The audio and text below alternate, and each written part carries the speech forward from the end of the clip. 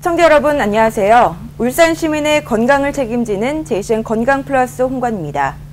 과거에는 둥글고 넓적한 얼굴이 관상학적으로 복스럽다는 소리를 들었지만 최근에는 작고 갸름한 얼굴을 선호하면서 안면 윤곽술에 대한 관심이 점점 높아지고 있는데요. 그래서 오늘은 우리 인상을 결정하는 가장 중요한 부위, 안면 윤곽에 대해서 알아보겠습니다. 사람의 인상을 결정하는 데 가장 큰 역할을 하는 얼굴형. 최근에는 작고 갸름한 얼굴을 선호하면서 안면 윤곽 수술을 통해 얼굴선을 개선하려는 사람들이 급증하고 있다고 하는데 JCN 건강 플러스, 오늘은 안면 윤곽술에 대해서 자세히 알아봅니다. 네, 오늘은 제니스 성형외과 장경민 원장님과 함께 안면 윤곽술에 대해서 이야기 나눠보겠습니다. 원장님 안녕하세요. 안녕하세요. 네, 이 사람의 인상을 좌우하는 데 가장 큰 역할을 하는 게 바로 얼굴형 같은데요. 예전에는 바로 높은 코, 큰 눈이 미의 기준이었다면은 요즘엔 좀 많이 바뀐 것 같습니다. 요즘 트렌드는 어떻게 바뀌고 있나요? 예, 말씀하신 대로 옛날에는 성형수술하면 쌍꺼풀 그리고 높은 코를 대표적으로 여겼었는데요. 네. 사람들이 점점 이제 얼굴 전체적인 모습에 관심을 두기 시작하면서 얼굴형이 중요시되고 있습니다. 네. 그러다 보니 이제 얼굴형을 바꿀 수 있는 수술, 안면 윤곽 수술에 대한 관심도 증대되고 있는데요. 그러다 보니 이제 많은 분들이 성형외과를 안면 윤곽 수술을 위해 찾고 있습니다. 아무리 이목구비가 조금 이쁘다고 해도 얼굴형이 조금 다르면은 인상이나 이미지가 달라지는 경우가 많은 것 같은데요. 그렇다면 이 안면 윤곽 수술은 보통 어떤 분들이 선호하시나요? 예, 말씀하신 대로 이제 얼굴형에 따라서 인상이 많이 바뀝니다. 특히 이제 첫인상 같은 경우에는 눈, 코보다는 전체적인 얼굴형에 의해서 결정되는데요. 그렇다 보니까 이제 첫인상이 중요한 경우, 네. 그러니까 이제 막 소개팅, 미팅 같은 걸 시작하는 대학생들이라든지 네. 아니면 이제 그 입사를 준비하는 사회 초년생들, 그리고 나이가 들면서 이제 점점 이제 광대가 튀어나오고 턱이 튀어나오기 시작하는 이제 중년의 남자, 여자분들이 많이 안면 윤곽 수술에 관심을 갖고 있습니다. 참 생각보다 많은 분들이 또 관심을 갖고 고민을 하시는 것 같은데, 그렇다면 이런 고민들을 해결하기 위해서는 어떤 방법들이 있을까요? 할 수 있다면 얼굴형 전체를 다 고칠 수 있으면 좋겠지만 사실 그건 불가능하고요. 성형외과적으로 했을 때 이제 안면 윤곽 수술, 말 그대로 얼굴형을 고칠 수 있는 부분들이 있는데 바로 이제 광대, 튀어나온 광대 수술이 있고요. 그리고 턱이 너무 심하게 나와 있는 경우에는 주걱턱 교정술이 있고요. 그다음에 턱이 심하게 없는 경우에는 무턱 교정술이 있습니다. 그리고 이제 하악각이 심하게 돌출돼서 널쩍한 얼굴을 가진 경우에는 하악각 교정 수술이 있습니다. 이제 안면 윤곽술에 대해서 이제 본격적으로 알아볼 텐데요. 그 전에 안면 윤곽 수술이 이루어지는 우리 얼굴 뼈에 대해서 한번 자세히 이야기 나눠보죠. 여기에 대해서 어떻게 이루어졌는지 설명 부탁드리겠습니다. 얼굴뼈는 전두골, 두정골, 저평골, 광골, 측두골, 비골, 상악골, 하악골, 그리고 코 안쪽의 서골 등으로 이루어져 있는데요. 네. 저희가 흔히 말하는 광대라는 것은 광골과 상악골로 이루어져 있고 저희가 말하는 이제 말 그대로 무턱이다, 주걱턱이다 하는 부분은 하악골의 체부에 해당이 되고요.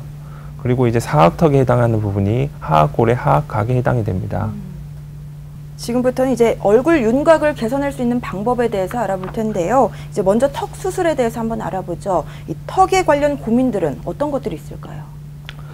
옛날에는 그냥 단순히 턱하면 상악턱을 생각하셔가지고요. 얼굴이 굉장히 큰 분들이 하악각을 조금이라도 잘라서 얼굴 전체를 이제 말 그대로 좀 작아 보이게 하려는 게 목표였다면 요즘은 많은 분들이 이제 턱선은 V라인 그리고 얼굴형 전체는 달걀형을 원하시다 보니까 주로 원하시는 것이 턱 끝 쪽을 교정해서 얼굴 전체를 V라인으로 보이게 하려는 거랑 그 다음에 이제 광대를 교정해서 얼굴을 달걀형으로 보이는 쪽에 굉장히 많은 관심을 두고 계십니다. 아무래도 이 사각턱 같은 경우에는 남녀를 떠나서 좀 인상이 강해 보이신 분들이 인상을 조금 부드럽게 하기 위해서 할 것 같은데 어떤가요? 예, 사각턱 같은 경우에는 아까 전에도 얘기 드렸지만 옛날 같으면 만면을감이라든지 장군감이라면서 모두 다 좋게 봤는데요. 네. 요즘은 이제 사각턱이 발달되어 있으면 얼굴이 굉장히 널쩍해 보이고 둔탁해 보이고 그리고 성격도 조금 억세 보이는 인상을 줍니다. 네. 그렇다 보니까 이제 사각턱을 교정하려고 많은 분들이 관심을 가지게 되는데요. 주로 사각턱 같은 경우에는 이제 하악각 절제술을 통해서 사각턱을 교정하게 됩니다. 그렇다면 이 하악각 절제술 이렇게 말씀을 해주셨는데 이게 뭐 수술 시간이나 뭐 회복 기간은 어느 정도 되는지 궁금하거든요. 이제 하악각 절제술 또 사각턱 축소술이라고 불리우기도 하고요. 네. 그 다음에 이제 뭐 사각턱 교정술이라고 불리우기도 하는데 결국은 이제 하악각 절제를 통해서 그러니까 사각턱을 교정하려는 건데요. 수술 시간은 1시간 정도 걸리고요. 그 수술 자체는 보통 전신 마취를 통해서 이루어집니다. 그리고 수술하고 난 뒤에 2주 정도 회복 기간이 필요하고요. 네. 그 중에서 첫 3일 정도는 얼굴에 밴드를 감고 강하게 압박을 할 필요가 있습니다. 그리고 보통은 1달에서 2달 사이에 완전히 정상 생활이 가능해지고요. 일반적으로 2달 정도 지나게 되면 수술 효과를 확인할 수 있습니다. 네, 다음은 이제 주걱턱 교정에 대해서 한번 알아보겠습니다. 이 주걱턱의 경우에는 미용적인 뭐 문제뿐만 아니라 부정교합에 따른 뭐 기능적인 장애도 불러올 수 있다고 알고 있는데요. 여기에 따른 뭐 다른 치료도 병행돼야 되는 건가요? 주걱턱 같은 경우에는 두 가지로 나뉠 수 있습니다. 주걱턱 중에서 이제 단순히 하악의 체부, 그러니까 턱 앞부분이 비우돼서 두꺼워져 있는 경우에는 그 비우되어 있는 부분을 잘라내고 교정하는 것만으로도 충분한 효과를 볼 수 있는데요. 그게 아니고 말 그대로 그 아랫 이빨선 자체가 앞으로 나와 있는 경우가 있습니다. 이제 부정교합을 동반한 경우인데요. 이런 경우에는 근본적으로 치아 교정이 같이 동반돼야 되기 때문에 수술 전에도 치아 교정이 필요하고 수술을 하면서 발치를 하고 또 수술 후에도 치아 교정을 해야 하는 등 추가적인 치아 교정이 없이는 완성되지 못하는 수술입니다. 네, 이 치아 교정까지 해야 된다면은 주걱턱의 교정까지 참 오랜 시간이 걸릴 것 같은데요. 이 주걱턱 교정술 어떻게 이루어지는지 조금 더 자세히 설명해 주시죠. 주걱턱 같은 경우에 그 부정교합이 동반된 경우에 있어서는 먼저 엑스레이 사진을 찍어야 되는데요. 엑스레이 사진이 단순히 턱 사진 말고 치아 사진도 같이 찍어야 됩니다. 네. 그 사진을 통해서 얼만큼 치열이 어긋나 있는지를 확인한 다음에 수술 전에 모형 수술을 통해서 턱을 얼만큼 교정해 줘야 될지 양을 정하게 됩니다. 그리고 수술을 통해서 미리 계획했던 만큼 교정을 해준 다음에 물론 그 수술 과정 도중에 발치도 같이 시행됩니다. 그 다음에 이제 교정해 준 후 수술이 끝난 다음에도 그 치열을 맞추기 위해서 추가적인 치아 교정이 필요합니다. 그렇다 보니까 아주 오래 걸리는 경우에는 2년, 뭐 짧게는 1년에서 1, 2년 정도의 기간이 필요합니다. 참 환자도 인내심을 갖고 또 치료 관리까지 있어야 될 것 같은데 다음 이제 무턱에 관해서 이야기 나눠보겠습니다. 무턱, 좀 말 그대로 턱이 다른 사람에 비해서 조금 작은 상태다 이렇게 생각이 드는데 무턱이라는 것은 어떤 턱의 상태를 말하는 것인지 또 어떻게 교정을 해야 되는지 여기에 대해서 좀 설명해 주시죠. 단순히 무턱이라고 하면 사람들이 얼굴을 봤을 때 턱 앞부분이 없는 상태를 말하는데요. 이게 단순히 하악골의 체부가 작은 경우도 있고 네. 그게 아니고 말 그대로 부정교합을 동반해서 턱 자체가 뒤로 밀려 들어가 있는 경우도 있습니다.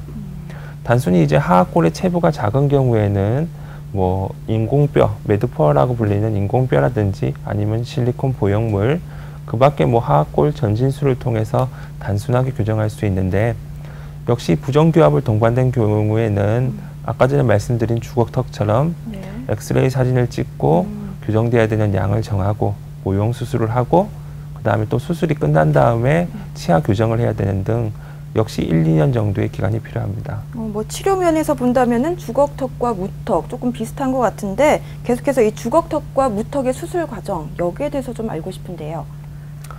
예, 그 주걱턱과 무턱은 결국 주걱턱은 턱이 너무 앞으로 나온 경우이고요. 무턱은 턱이 너무 없어서 뒤로 가 있는 경우라고 생각하시면 됩니다.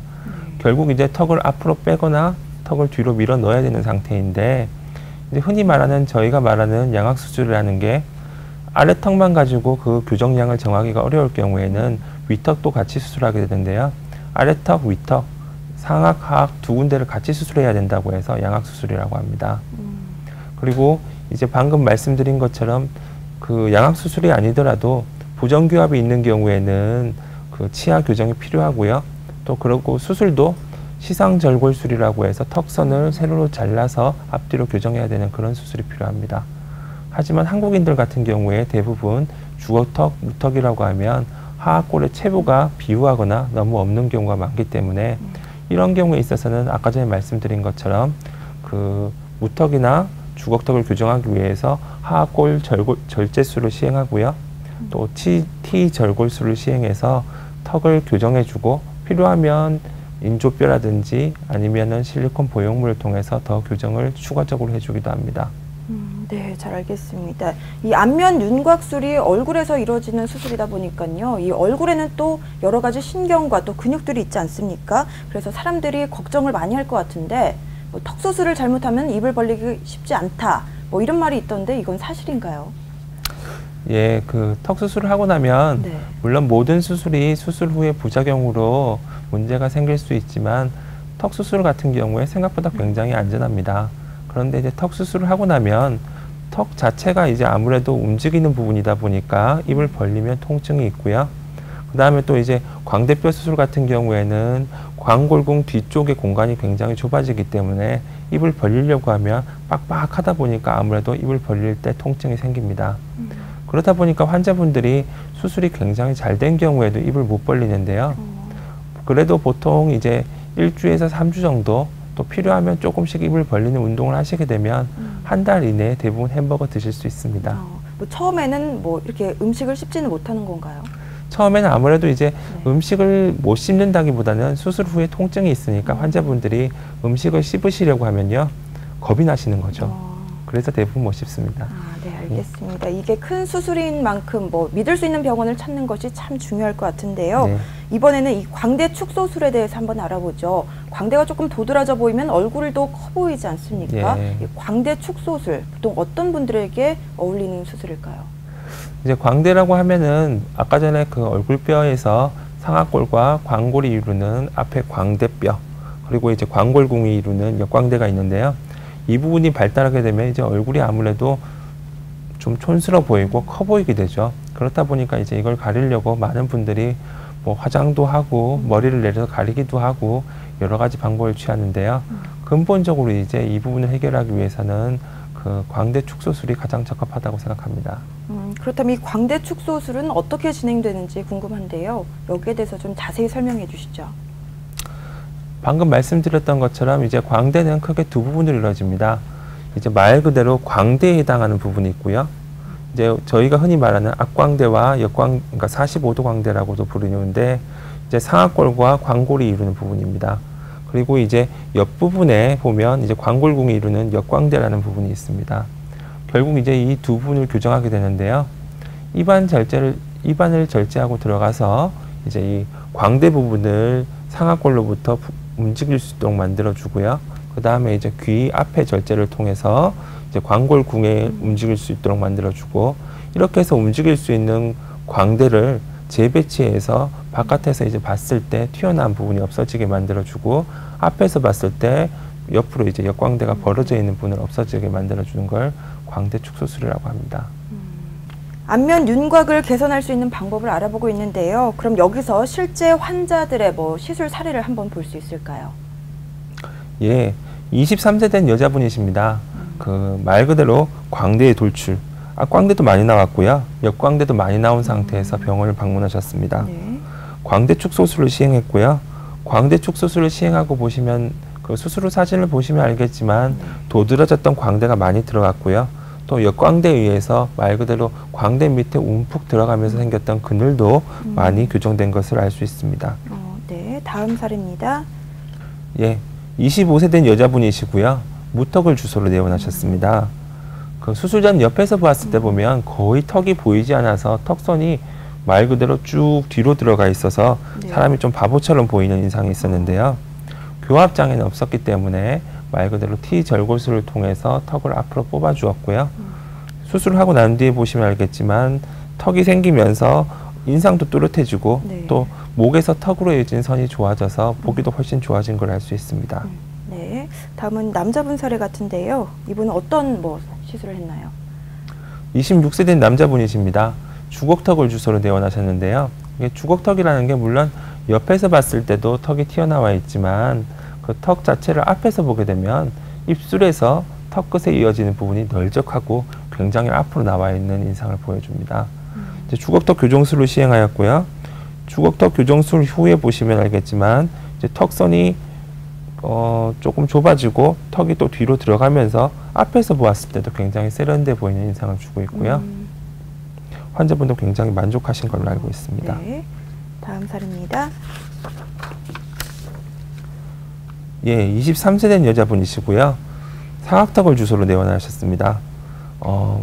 굉장히 심한 사각턱이라서 얼굴을 정면에서 보았을 때도 양쪽 귀 밑쪽으로 해서 보면 턱이 툭 튀어나와 있는 걸 볼 수 있는데요. 입안 절개를 통해서 하악각 절제술을 시행하였고요. 하면서 동시에 턱 끝 쪽에 V라인 절골술도 같이 실시행하였습니다.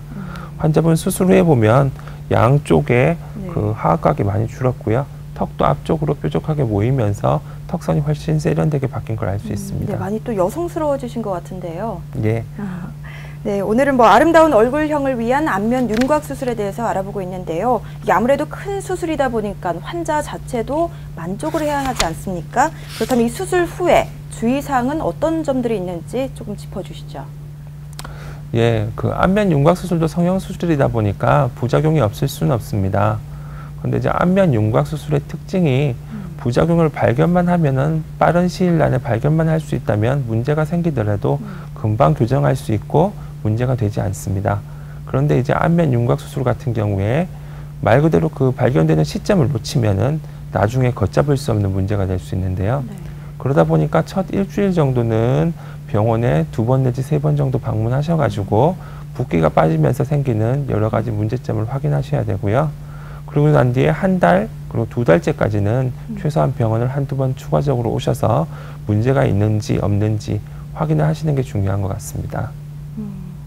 근데 이 얼굴형이라는 게 좋지 않은 습관 때문에 많이 좌우된다고 하더라고요. 얼굴형의 나쁜 습관들, 어떤 것들이 있을까요? 예. 제일 흔한 이제 얼굴형을 나쁘게 만드는 습관이 턱을 괴는 습관입니다. 흔히 책상 위에 팔을 올려놓고 턱을 한쪽으로만 특히 괴는 습관을 가진 분들이 많은데요. 네.